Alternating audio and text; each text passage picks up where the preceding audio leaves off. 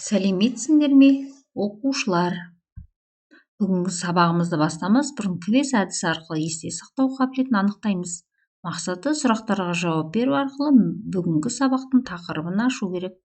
Яғни сұрақтарға мұқият болыңыздар. Бірінші сұрақ: үстел үстінде 3 алма тұр, бір алманы алып ортасына бөліп қайта қойды. Үстел үстінде неше алма қалды? Әрине, 3 алма қалды. Есте сақтап отырайық. Екінші сұрақ: бірінші тапсырмадағы зат есімге Т жалғауы жалғанса, Қазақстан қаласының атауы шығады. Алма, Т. Жарайсыңдар. Үшінші сұрақ: екі тапсырмадағы сөздің әріптерін сан құрасаңыздар, сол санды бірінші тапсырмадағы санға көбейтесіз.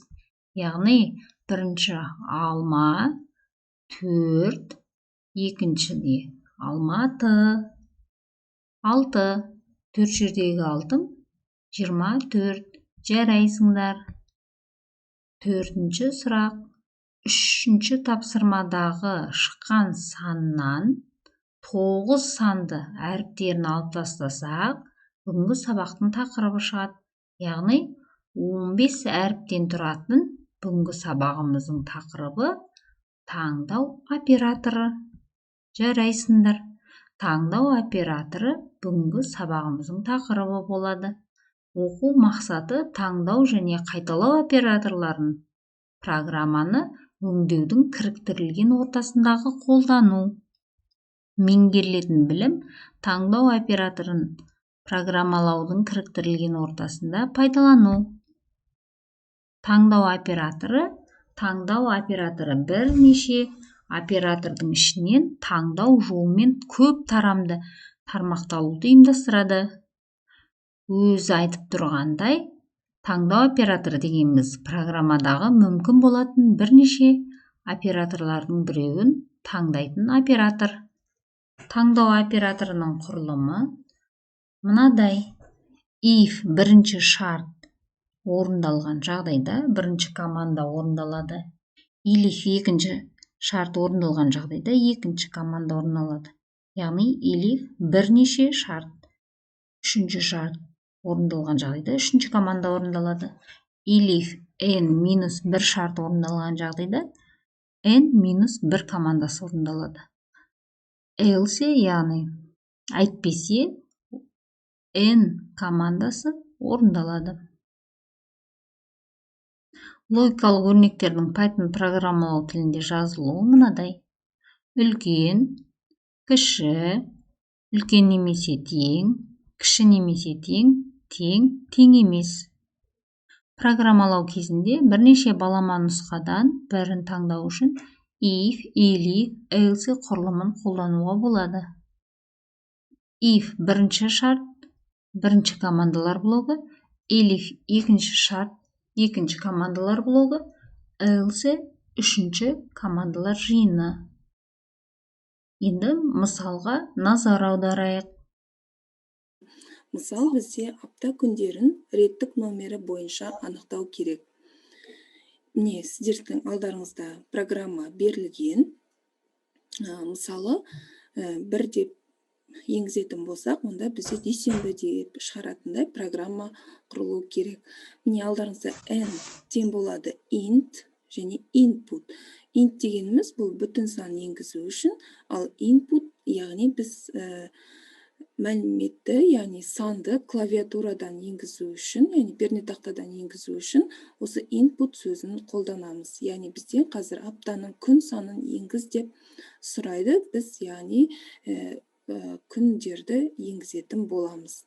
Енді шарт қоямыз, яғни if n тең 1-ге, яғни 1-ге тең болса, ол бізде дүйсенбі деп шығару керек.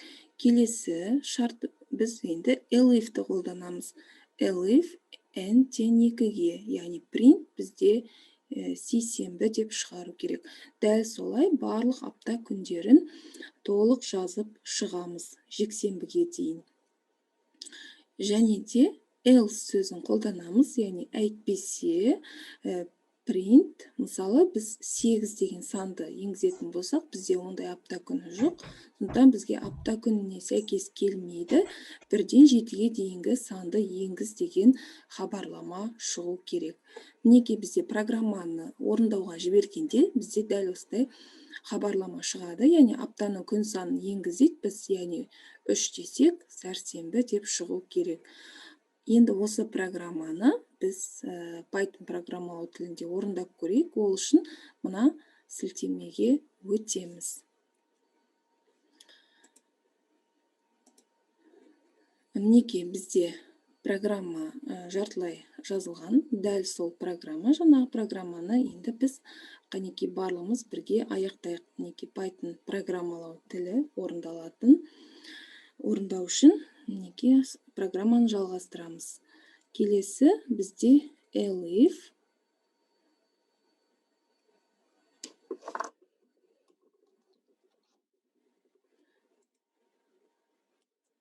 ағылшын тілінде жазамыз. Elif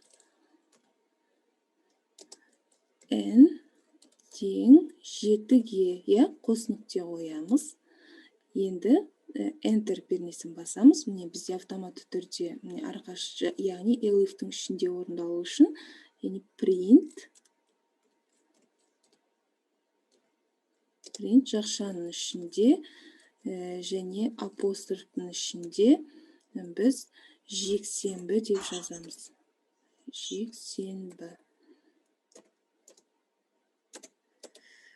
Келесі бізде толық апта күндерін енгіздік. Енді бізде else қалды, яғни else әйтпесе қос нүкте қоямыз.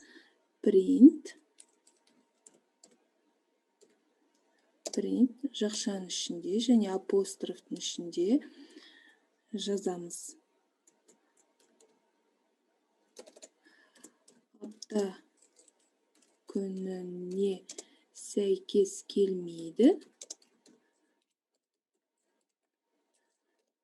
1-ден 7-ге дейінгі санды енгізіңіз. Мінекей біз программамызды аяқтап болдық. Енді программаны орындау үшін біз run батырмасын басамыз. Не бізде шықты, аптаның күн санын енгіз деп сұрап тұр бізде. Бұл бізде мінекей input.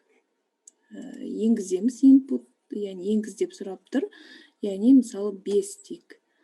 Enter пернесін басамыз. Міне жұма, біздің программамыз жұмыс жасап тұр. Келесі мысалы 2 дейік. Сейсенбі. Енді балалар апта күніне сәйкес келмейтін, мысалы 8-ді енгізейік. Enter, яғни міне біздің программамыз толық жұмыс жасап тұр. Апта күніне сәйкес келмейді, 1-ден 7-ге дейінгі санды енгізіңіз деп сұрайды. Дәл осылай барлық басқа күндерді де тексеріп көруге болады. Осы есепті тыңдай отырып, бүгінгі үй тапсырмасын алыңыздар. Бағаны 1-ден 5-ге дейінгі сандармен енгізесіздер. Бағаны сөзбен көрсететін программаны жазасыздар. Мысалы 5 саны енгізілсе, экранға 5 немесе жарайсың деген сөз шығу керек. Бүгінгі сабағымыз аяқталды. Назарларыңызға рахмет.